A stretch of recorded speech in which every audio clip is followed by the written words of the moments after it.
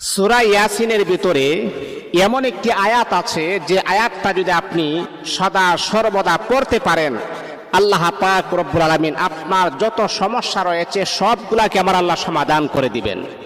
আপনি একটি প্রয়োজনের ভিতরে আছেন, আপনার একটা সমস্যার ভিতরে আপনি ফেস করতেছেন, এই সমস্যা সমাধান হচ্ছে না।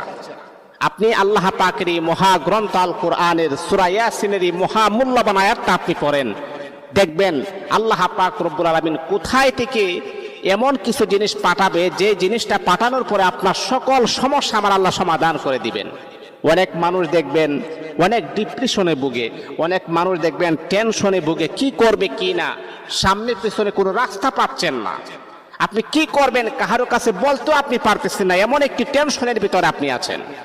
আপনি সূরা ইয়াসিনের এই আয়াতটা আপনি পড়বেন, সালামুন কাওলাম মির রাব্বির রহিম, আপনি 141 বার আপনি পড়বেন।